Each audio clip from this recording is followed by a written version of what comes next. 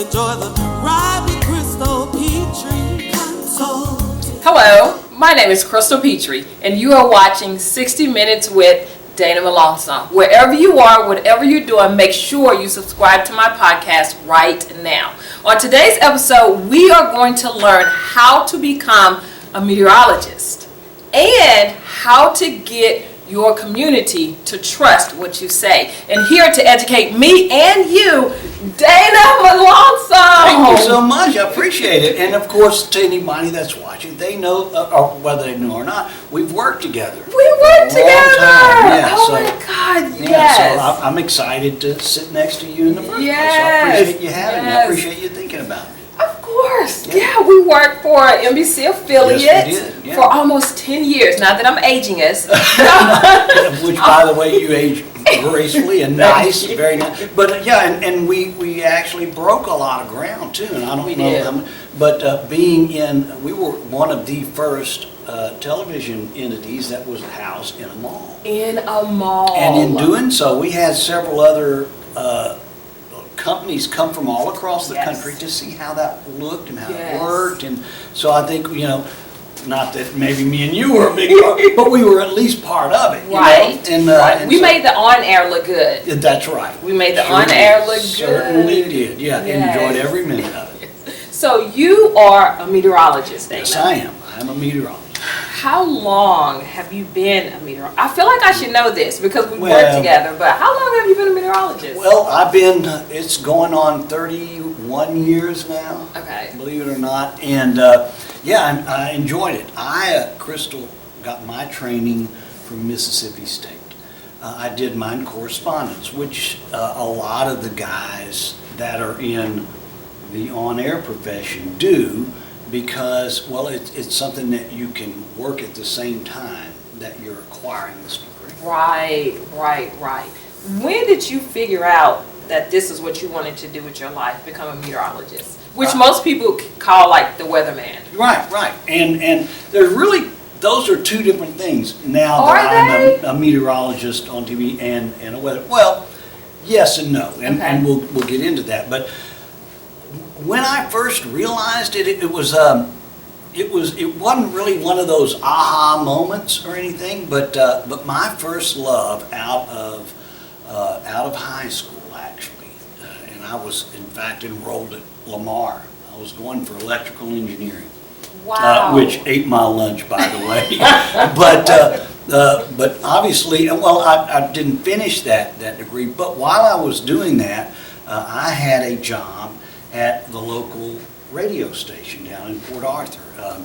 The call letters were KHYS. We were KISS 98 radio. It was a radio station, was at the foot of the Rainbow Bridge. It was an AM radio station, KPAC, and the FM radio was KHYS. The AM at the time played classic country music.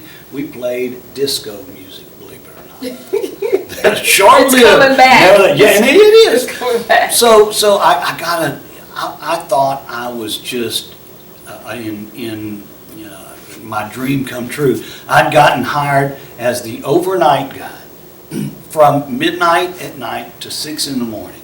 I know that schedule well. Yes, and so I got acclimated to media that way. And so, but back then when we were a radio station, you don't see many of them now. I mean, we had a news department, we had a production department, we had a sales department. At the radio station? All of them at the radio station. Wow. And so it was a TV station minus the video, for the most part. Well, whenever you are hired on at a radio station like that, it always lends opportunity to outsource yourself. And when I'm saying that is, Port Arthur also had a television station at the time, which was... Wasn't it KJAC? It was KJAC yes. down on Gulfway Drive. It started as KPAC, it changed to KJAC, and I don't even know that they ever went on the air as KPAC, but I think right before their on-air signal, it was changed. But I was hired there as their station announcer. Okay. Because, and that's, in that time and era, that's what these TV stations did. They would hire a somebody that's on radio that was familiar with audio and the likes of it to be their station announcer. And literally all I did, I worked over there, mainly it was a morning gig. And then I would come over to the television station at 2 in the afternoon and sit in the announce booth from 2 until like 10:30 at night. But, and of course taking breaks and all that. I mean, I just didn't have to sit there. But a station announcer did exactly that. I sat in front of a console that looked exactly like the radio station. It was a radio station inside of the TV station because it had my boom mic and the control board, and I had a set of scripts in front of me. And every time the top of the hour would come about, I would say, the director would cue me, and I would say, "You're watching KJAC Television, Channel 4. It's 4 o'clock." And then they would begin their program. And then I would sit back with my potato chips and eat until 5 o'clock. That's and then such a great stand gig. by. Yeah. And of course I would record audio commercials as well if there were like a mobile home or a car company or whatever that the majority of their commercial was like a bunch of slides that you would see. They would give me a script and I would cut it and be the voice behind that particular radio that TV commercial. They would do like they called it community bulletin board, where we got little bits of information that are going on all around the area, and I would put all of those together, record 60 seconds worth of it, and that was considered a public service announcement. It was called community bulletin board. And I'd put a little music behind it, and here's what's happening. The Lions Club is having a pancake breakfast, benefiting blah blah, and put it all together. And so those were some of the duties. I guess what they would classify as the more important roles of what I did at the television station at first was to I actually ran the audio board during the newscast, during the new news, which at first we didn't have a new news. Of course, I didn't get there till. And this was at the television station? The television station, okay. Yeah. During the newscast at 6 o'clock, I was responsible for having the mics put on, the talent on the set. I would do mic checks and make sure all of it was right. And then whenever it was time we go live, I'd physically turn on and off their mics. Okay. And if we were running a news package that they had recorded earlier, I had a different input for that. And so I just controlled all the volumes on everything whenever we were doing something live. While you were still at the radio station? While I did the radio in the morning, the TV in the evening. And school, when did school? School actually didn't come until the year 2000. Okay. Believe it or not. And all the things that I'm telling you about now happened like in 93, 94, something like that. And so at the TV station, while I'm doing this and hired on as their station announcer, I got to be really good friends with a lot of the people there. And the sports guy that was there was Brian May, and he and I were friends. And he says, "Hey, he said, we have an opening in the weather department." He said, "You need to come to." I said, "I have no clue how to do." He said, "You don't have to." He said, "We're going to tell you everything to say, and you'll be able to, go on." And this was like 1995, 96, whatever. He said, "We're going to tell you everything to say. And you just do that." And lo and behold, this was for a weekend position. They hired me, and it was just for we only had like one, maybe two news guys. I can't remember that far back, but we just had like a 10 o'clock news on Sunday and a 10 o'clock news on Saturday or something like that. And so they hired me, and I got to do it. And without having much knowledge of weather, I got trained by the other weather guys on how to download some of the information that they're using. But yeah, that was my first inkling on knowing that that's what I wanted to do. Okay, so what is the difference between a meteorologist and a weatherman? Because I've always thought they were the exact same thing. Well, and you're probably 60% right there, 70% right there. And most of the guys that are on TV doing weather are meteorologists that have been trained in that. But the thing that you have to consider about meteorology is that meteorology is not an exact science, say like an attorney, a doctor, a CPA, where you have to have a certain amount of training before you can go on TV and do that particular position. Hence, the reason they were able to say, for this weekend gig that I got with them, they said, you don't have to know. We're gonna train you on what. So there's nothing in place that says that you have to have this before you can go on TV and take that role. There's just nothing in place. Now, the majority of the television stations, radio stations now have sort of adopted that philosophy, and most of them aren't. I don't know, and again, you're talking about an entirely different time period then as opposed to now, but I think the majority of them are going to want you to have some science training in the form of meteorology before they actually turn you loose on camera and let you start talking about the weather. And how long is that degree? Is that a 2-year degree, 4-year degree, It 1 took year? me, well, it depends on how you take it, but, and there are several different colleges and programs that offer that, but it took me 3. It took me 3 years to take it, and I took it all correspondence. Now, again, if you were to do a correspondence course now, you would, I'm sure you go online, you watch the professor, you take your test online, things like. Well, the way ours was done, whenever, and this was sort of again dating us, that whenever they would ship me a box every month with like 20 videotapes in it, VHS videotapes, Yes. and that's how we did our lessons. I mean, it wasn't online per se. I mean, you had to take the test, submit it back to them for them to grade. There were a few times that I had to go to the National Weather Service in Lake Charles and get a proctor there to help me work on some things, and which they did, and they were wonderful. But yeah, for the majority of it, we watched videotapes, did our lessons that way, turned our lessons in, and then waited for them to mail us back the results. There wasn't any of that logging in, Yes. because I mean we just The instant. yeah, because I mean the majority of the internet at that time was just chat rooms or Yes. things like that you really didn't go on, and so no, I had to do everything. When we say correspondence at that point, it was all done by mail. Yes, snail mail as we call Yes, it now. snail mail. So what made you fall in love with the weather and meteorology? It's probably it's a many-faceted answer I would have to answer on that one, because I thoroughly enjoy studying weather now, talking about it, but I think probably the initial push that I had, Crystal, on that one was and as sappy as it may sound, I mean, I really enjoyed doing for my community.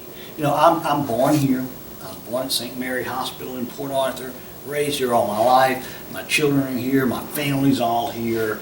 And whenever I got a job at back then that was the station, I mean, we had 3 TV stations, and that, I sort of felt that I made it, and Yes. I didn't have any ambition to move on, because I like my area, and so I always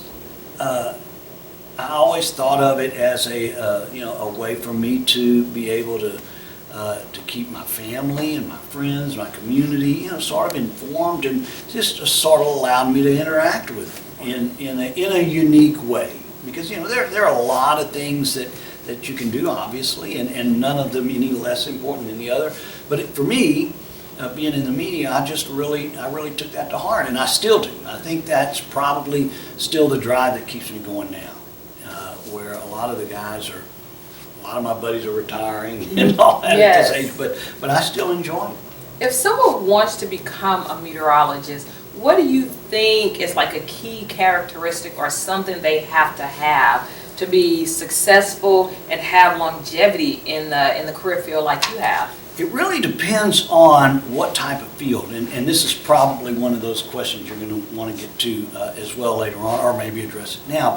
But meteorology, or at least the study of atmospheric sciences, weather, has so many different aspects that you can apply it to, and the few that, whenever I do a lot of school talks and things like that, and that's a great question. It's one that they all want to know, because not everybody is interested in getting in front of a camera, because they're nervous. But I do love science, and I do love studying the weather. Can I still be? Well, of course you can. And there are plenty of other avenues. Textile.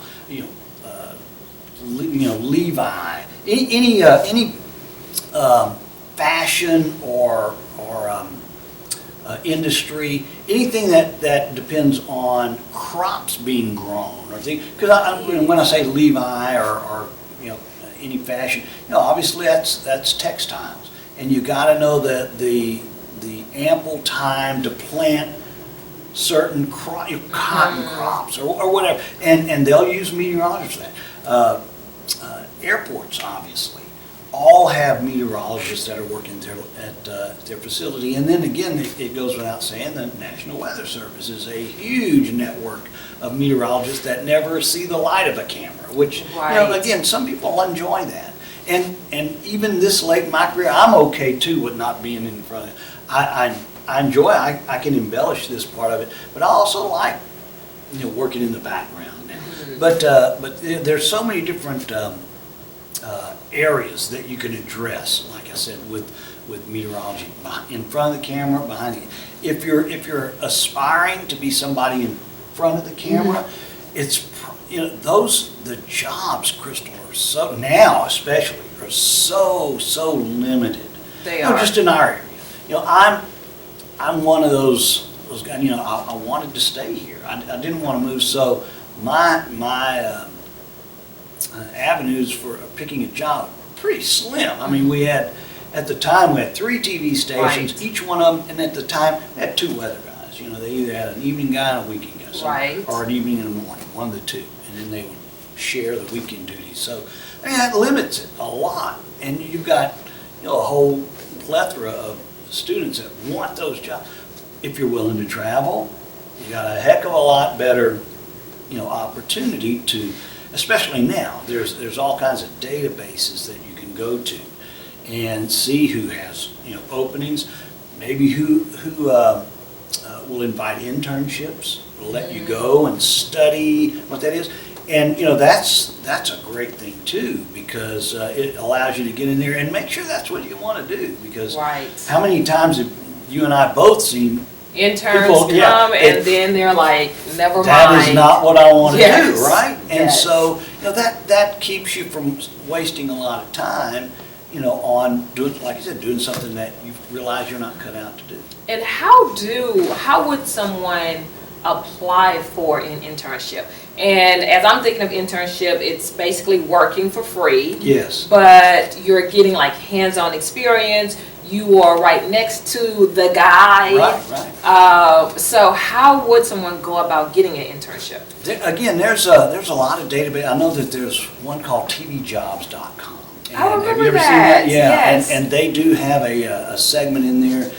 If you're interested in doing internships, a lot of the you can search a lot of the television stations' websites. They'll post on there whether or not they accept internships and things like that. So you're able to call them. I know that that Lamar periodically reaches out to some of the media companies and sort of has a handshake agreement with some of these other media outlets that, in the event that they do have an opportunity for an intern to come through, they'll work it in internally within themselves and, send somebody out to get that experience, because I think that's one of the best things ever. And that's how I actually got my first internship. Is it really? Exactly how you described that. I went to Lamar University in Beaumont, Texas, communications major, obviously. And you're right. So I assume they still do it. Yeah. But at that time, Lamar, they worked with all the television stations, and whenever they wanted or needed interns, they would, collaborate, and then you go and you got college credit for it. Oh, so really? it was a Okay, I didn't win-win. realize that. Yes, you got Okay. college credit for it. So it's an amazing opportunity to have that. So we are in Southeast Texas, Right. and our weather is very fickle. Yes. So I feel like, even though I feel like meteorology is a fun career, I also feel like it could be difficult because it's one of those things where, how do I want to put it? Like, the weather, you can never just be 100% sure, No. especially in Southeast Texas. I'm Yeah. sure it's like that for other places too, but in Southeast Texas, you can never just be 100% sure. And sometimes you're like, it's going to be clear skies, it's beautiful, and then it pours down raining, and then social media is like, this guy, Yeah. this girl. I know what they're doing. You inadvertently answered your own question. You realize that, but that's so cool because you're exactly right. Meteorology, unlike physics or chemistry, it's not an exact science. Right. In chemistry, or anything, Yes. X plus Y equals Z, and it is going to be that way every time. Every time. Every time X is this, Y is this, Z is going to be, every time. It's an Yes. exact science. Meteorology is not in any of them. We work with computers and modeling data and if it were an exact science, there would be something in place. Yeah. And my goodness, you wouldn't need guys like us, So that's why. That is probably the biggest difference, I guess. Right. In meteorology and it's never an exact science. So you're right, especially being here on the Gulf Coast. And a lot of people don't really realize this, that the Gulf of Mexico is the largest influencer weather-wise of the entire continental U.S. No. I did not know that. Yeah, the moisture coming from the Gulf far exceeds that from both oceans on either side of us. The majority, because of the way the upper level, steering currents are, we get a lot of our moisture from the Gulf of Mexico. And its presence or its lack of being there, one of the two, influences, 80-90% of the continental U.S. I did not Oh yeah, know it's that. crazy. So we being here, obviously, we're right there at the front door of it, right? And we receive all aspects of it. Not only that subtle, it's going to be more humid than not, but we also get the aspects of hurricanes and severe weather, thunderstorms and all that kind of thing. So it is not an easy task. Even on mundane days like today. Mm-hmm. I mean, and we're recording this we've got a stretch of weather that is just promising to be hot, humid through the weekend. Yes. Rain, we got a little chance, and we do have that chance, but it's only like a 20% opportunity during the afternoon, but most everywhere won't see a drop.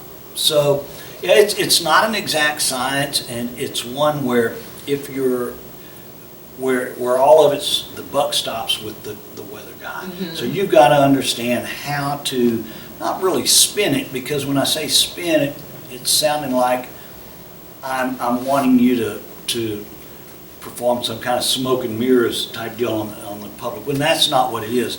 But try to find a happy medium on explaining why it's not an exact science, and in giving people that information so where they can plan their day. How does computers and technology and satellites play a role in predicting the forecast? Well, they're huge, and we couldn't do it without any one of those that you mentioned. We use computers, Crystal. It seems like, I know you can side with me. I mean, they have changed so much now. They have. Than what even when you and I started, and they're always evolving. There's always a new computer model that somebody has figured out that might have a better grasp on winter, snow type forecasting. One of them's going to have a better grasp on tropical systems. One of them's going to have a better on temperature differences, and there's just hundreds of different computers. So they're extremely vital in what we use. Obviously, the satellite system that the U.S. has, they're called GOES, Geo Interplanetary Orbiting Satellites. Wow. If I'm saying it Okay. right. But there's a network of them that constantly scan and take pictures of the not only our area but the entire world, and we use those for satellite imagery. Radar as well. Radar, we've got a network. When you hear NexRad radar, that's a Right, I remember network that. Yes. of all of the radars that the National Weather Service has in place in the continental U.S. Now, if we're, say for instance right now, there's a tropical storm, Ernesto. Well, it's down in the tropics. We're not able to get radar imagery of that because it's not close enough to the continental U.S. right now. So we rely on the satellite imagery, which is nothing but clouds. Nevertheless, we still get a pretty good idea of how it looks, how it's forming, how it's traveling. But yeah, so they're extremely important. They're always changing, which I think is a pretty good deal. And I think if you're a meteorologist, whether you're one of the old timers or somebody just coming in the business, you both of us have an extreme respect for utilizing these tools and understanding that they're going to continue to evolve. So is there like continuing education, because the technology is always evolving, always changing? Is there continuing education in this career field? There is. You're not required to take any of it. I mean, I think that again is what makes this field extremely unique. I mean, you're only as good as you want to be as a meteorologist, because again, a meteorologist is somebody that has studied the geosciences and the atmospheric sciences of a particular course. And so if you again feel it's vital to update the things that you've already learned, there's always different. A lot of the colleges offer these labs that they have set up all the time, and you're most of the time, a lot of them are free. You can go in, you can go in there, and they've got new studies that they allow you to sort of read on, see how they're doing, and sort of track your progression like that. It's so there are a lot of opportunities to continue and to hone your craft as far as learning new technique and learning new instruments that are out there, and new forecasting skills. Are you required to have it to be that meteorologist? Really depends on, I guess, on the entity that you're employed with. I watch the Weather Channel sometimes, and they always have the seal AMS like next to their name. What is that? What do those letters mean, and what does that seal mean? AMS is the American Meteorological Society. Okay. It's a club of people that study meteorology. You don't have to complete any kind of course to become a member of the American Meteorological Society. You're welcome to do that. There's also the NWA, the National Weather Association, that has the same thing. They have a seal. Now, in order to get that seal from either one of those groups, there's different criteria. I think the American Meteorological Society or the National Weather Service, either one of them have a criteria. You have to complete so many classroom hours in water sciences, and then they want you to complete a couple of tests. You're also, a lot of those times, especially if it's for that on-air seal, then they'll want you to submit to them three different broadcasts that you've done. You send it to them, they'll put it in front of a staff of 4 or 5, and they rank you. And if they think that you're good for that seal, they will admit it to you. And I don't know, so they have different ones that are good for a couple of years, 3 years, 5 years, then you have to resubmit for it. As we were talking about earlier, we're in Southeast Texas, and which means we're right on the Gulf, which means we get a lot of hurricanes. So I have often, this is just me thinking to myself, like, what other part of the country would I want to live in? Because hurricanes, they could just be exhausting. I'm just going to be honest. They could be exhausting. So I've often thought, what other part of the country would I want to live in to get away from the hurricanes? Yeah. But I always come back to, I would rather stay here because at least with the hurricanes, like we get like a week notice. Oh, yeah. You know, so you get enough time to like pack up your things and find a place to go, whatever. Can you imagine the people like in Puerto Rico? I know. In the Dominican Republic. I mean, it seems like every one of these storms whizzes over. They're populated. So, I mean, it's not like they don't understand, but they know how to adapt. And the same thing for us. You know, hurricanes are not for everybody. I know They are that not. you've been through some of the major, catastrophes Yes. that we've been through. It's not fun, but again, like you said, as opposed to, say, living in Tornado Alley, Well, you either get- Nebraska, Kansas, or Oklahoma. Wow, I mean, within a couple of minutes, Yes. what kind of warning do you don't? You And don't. but again, those people, they're not, a lot of those people are vigilant and they understand where they're living, and they do have, certain criteria that they have in place. If this, then we're gonna be out of here. And they leave, they come back, they rebuild. And so, I think all parts of the country have that, I mean, Right. if you're in California, you think they've had landslides, they've had wildfires, Yes. that have devastated. They like that part of the area and they're going to stay. And same goes for us along the Gulf Coast. What, kind of summarize if you can, like when we have a hurricane coming up on the Gulf Coast that looks like it's going to hit us, what is your life like, or do you even have a life? I remember, I remember as a producer, like, because I was a producer, Dana was a meteorologist, obviously, when we worked together, you did not rest. Like, No. it's constant updating, constant, but on your side of it, what is that life like?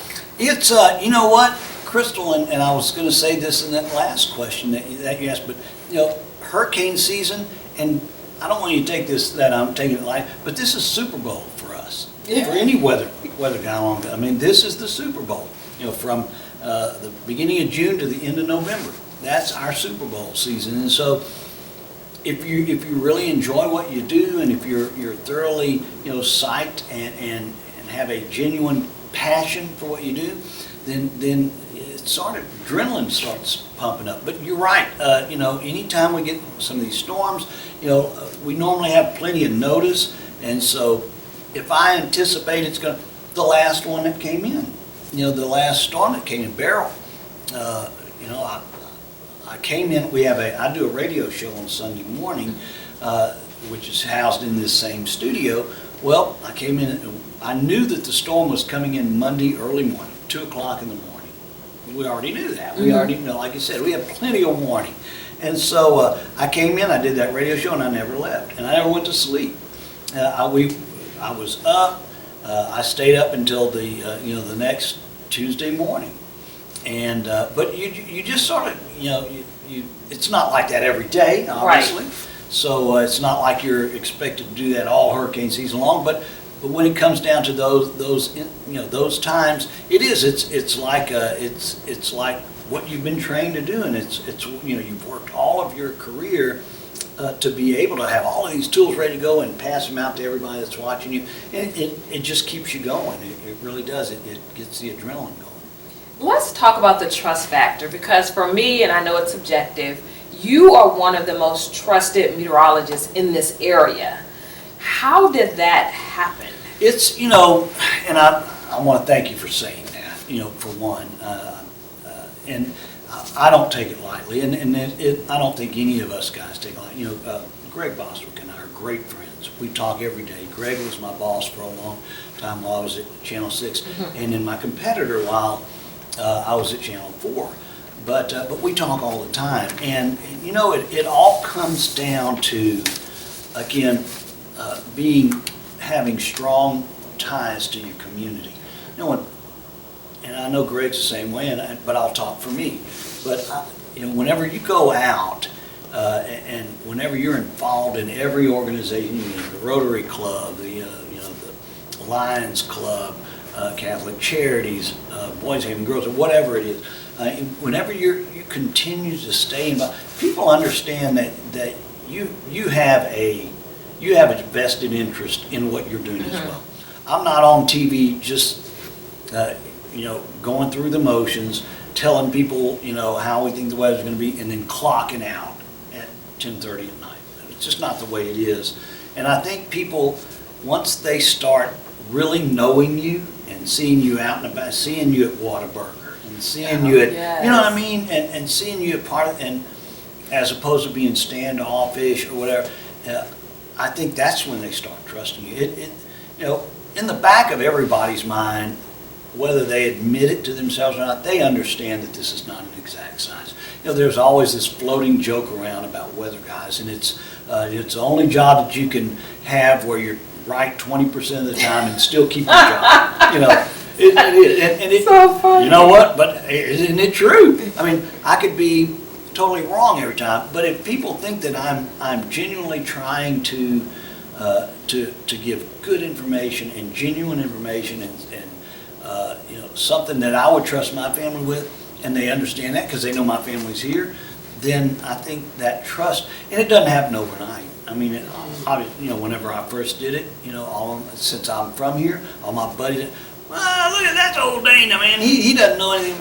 Well, I had to go through that for a long time, because they didn't, I had to prove myself. And I guess, if I have to pick one thing about it, is longevity. I mean, if you're still here doing exactly what you're doing for, the longer that you go about it, people are going to start to understand that you really believe what you really believe in what you're saying, and that comes across. Would you say you also have to have thick skin for the times that you don't get it right? Oh, you absolutely have to.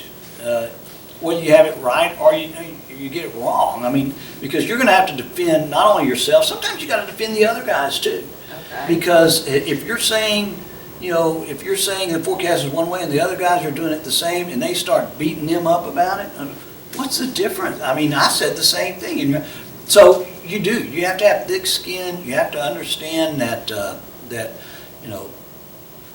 when you're on TV, and this is the other side of the last question that you just asked. When you're on TV, there's certain people look at Dana Melancon as this guy on TV, or this guy on Facebook, or whatever the case is, and out of that entity, they don't think he's anywhere else. They think that's it. They just think I'm a character on there, and so a lot of times whenever you're out and about, you have to get them to understand that is not a character. That is a real person. And so whenever they're throwing all of these either insults or whatever it is, they're throwing it at the person that's on TV, and they're throwing it at that character, if you will, Crystal. So you got to understand that there's two different things. A lot of times, we get asked to go out, being weathermen or sports guys or news anchors or whatever, reporters, whatever. You get asked to go out and judge different things or be part of the gumbo cook-off. And you have to understand that people think that they know who you are because they see you one way on TV all the time. And that's not really the case all the time. And so whenever they see you at that event, they're going to be hurling these things at you, and sometimes it's funny. Sometimes you've about had enough of it, And but you just have to realize that they're not meaning anything by it, and they're not hurling the remarks at me. They're hurling it at this person that they saw on TV. Right. They just associate me with that person. So you have to have a little bit of a thick skin, but I think. Once you have that mentality about it, that it's not really, they're not doing it you, they're doing it at the person that they think you are. So it all ends up working out. How long did it take you to figure that out? Well, I'm going to say it took me a couple of years to figure it out. At the same time, I'm not going to lie to you, I don't like when people say something now. I mean, it's not like, it makes it easier as the more time you go. It's just that I guess I finally, figured that part out a couple of years into the career. That they're really not saying that about me. But again, I'll go out today and somebody's going to want to talk about I messed it up. The hurricane went in at Brownsville. It didn't go in at Palacios. Okay. And so split hairs here. Yeah, you really are. And so, And that happens now. So, I mean, when you say how long did it happen, I'm still not over it. So, but just certain aspects. But I guess, after you develop that mentality, which I think for me was at least a couple of years into my career, then you're all right. You start to be able to function after that, and you start not letting that get to you. Do you feel like you need to be a people person to be an on-air meteorologist? Because like you said, you are in the community a lot, judging contests and the gumbo eating and boys having and girls having and all these different things. Do you have to be a people person, or can you just kind of fake it until you make it? Well, let me tell you, do you have to be a people person? Absolutely not. If you want to be a successful meteorologist or weather person on TV, then you do. You absolutely do. And you've got to have this game face on all the time. But again, I mean, if you have a passion for it, then it's not a problem. I mean, but yeah, no, you absolutely have. In my opinion, if you're going to be successful at it, you've got to be able to mix yourself up in the boat. Even to this day, and you might not even be. I get asked to MC a lot of stuff. I remember you always did when we worked together. Yes. And to this day, I am more nervous doing that kind of stuff. Really? I'm absolutely terrified having to get up on a stage, in front of somebody and hold them. Because, consider, back when we were doing TV, when you and I were together, I'm in front of the guy that's behind the camera and you, and that's it. So what am I scared of? It's just you two. Yes. But here you got to look, and there's 10,000 eyes that are looking at you, and and I've never gotten over that. And so, but you have to push yourself to do that. You have to do that, and I love doing it. It's not that I don't like doing it, but I am afraid of it. But you do. You have to be a good people person. You have to push yourself to do that, and I think if you do that, you'll be successful. Do you think social media has helped you and other meteorologists coming behind you become more trustworthy to the community, or has it hurt? That's hard to say because here's the deal with weather, Crystal, and I know that you'll understand this. Weather is not only is it not an exact science, but weather is something that happens in the immediacy or future. It's not something that happened in the past. You're not going to want to pull up my weather forecast from 2 days ago and watch it. Right. Like you're going to want to watch the last episodes of Beverly Hills 90210 or whatever. Back up a couple of seasons and watch. It's not the same. Who wants to watch that? That's old news. Well, guess what? Because of social media, it's still out there. So if I want to discredit another meteorologist, it's easy to go back and find somewhere where, well, look, he was totally wrong on that. So I don't want to say that social media hurts us, because you don't want to ever give a bad forecast.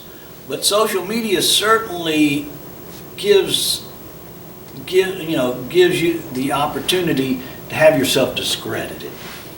I think people are understanding. I think they understand about weather. And like I said, I might have gone today and say today's going to be nothing but sunshine. And of course, we can look out right now. There's plenty of clouds. Yeah. So I would have been halfway wrong. And so there's a bunch of people that are ready to discredit me. It's just what nature's people's nature. But I think most of them understand. They understand about weather, and so I think social media coming up now too, though.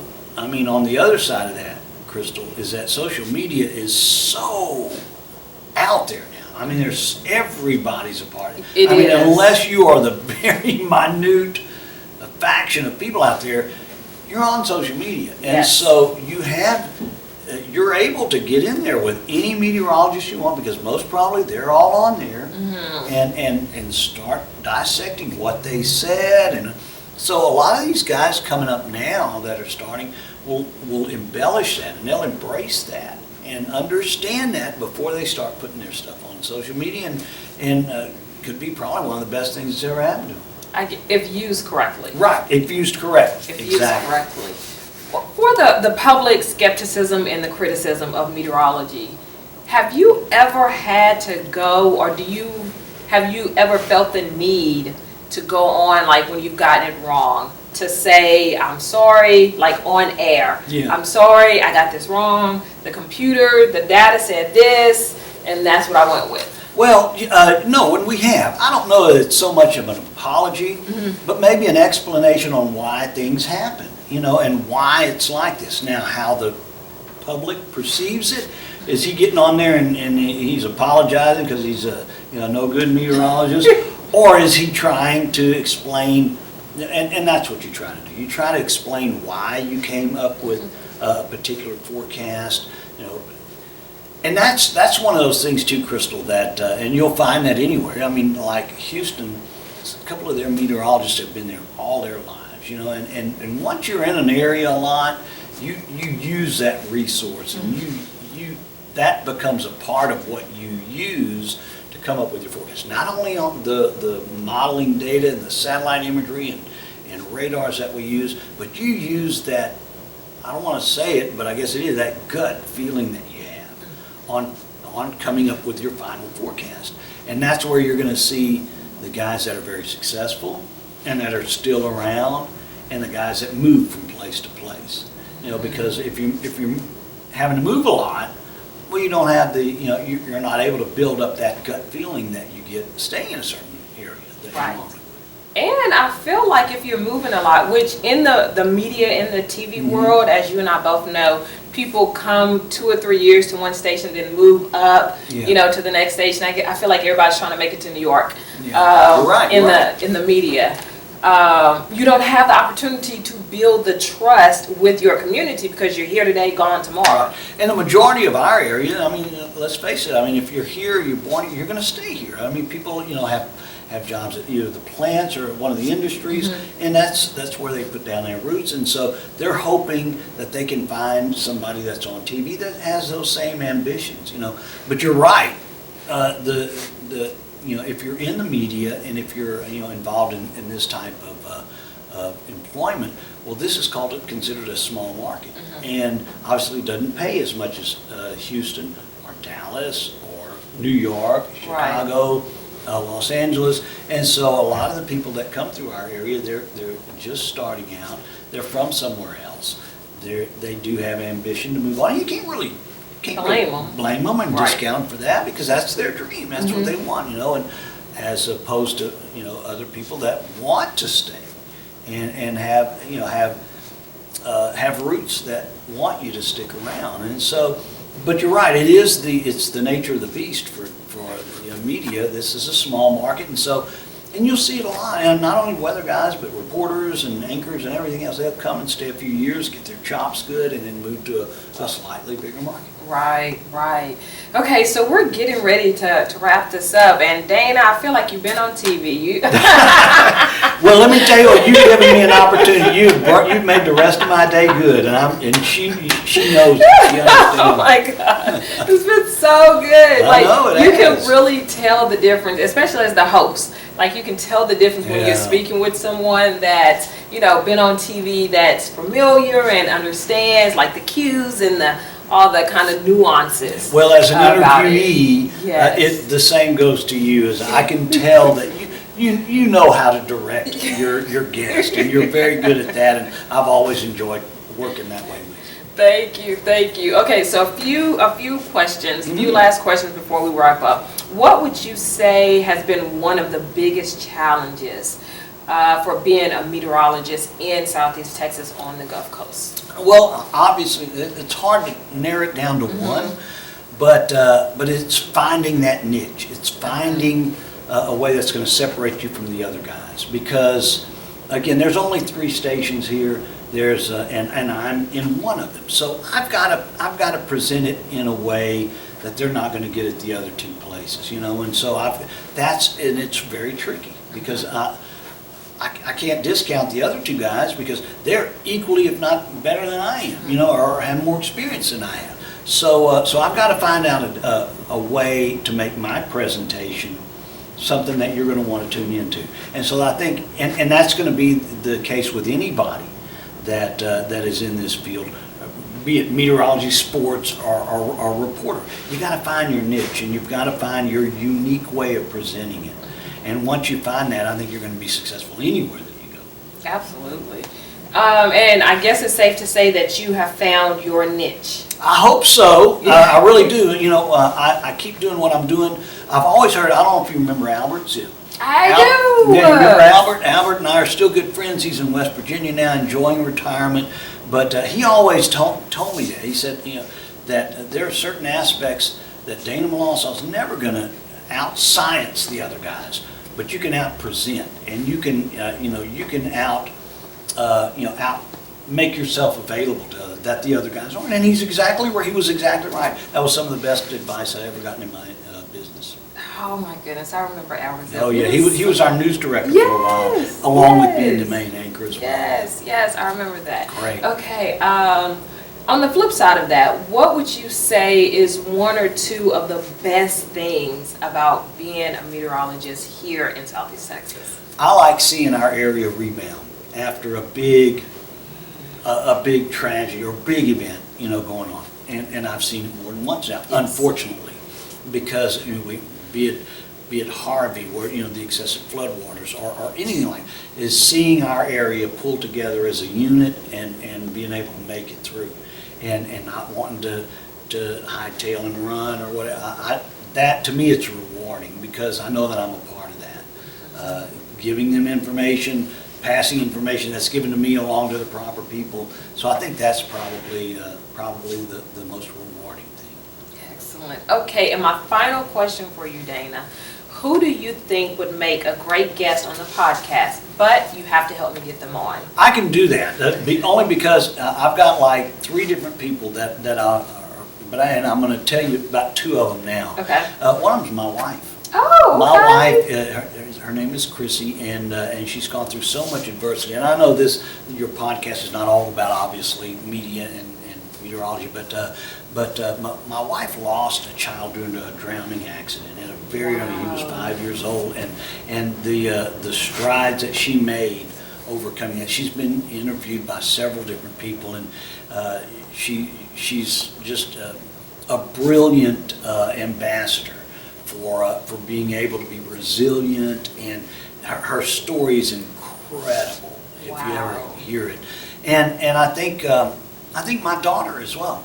And so I know I can get both of those. My daughter, growing up in the TV world, obviously I was not, this is from a divorced family, and so my daughter was really stringing herself along with Dad everywhere that she went. She had learning issues whenever she was a child, but rebounded over that, and now teaches that, and she's the head of the one of the departments at LCM school district now.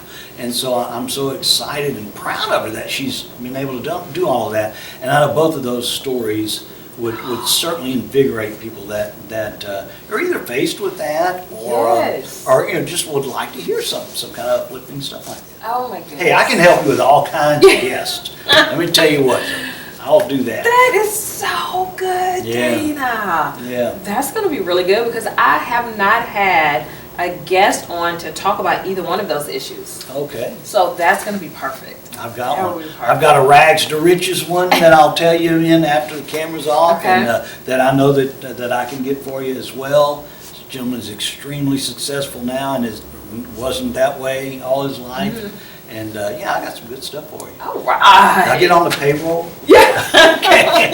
Yeah. How much do you charge? Right. Yeah. How much do you charge?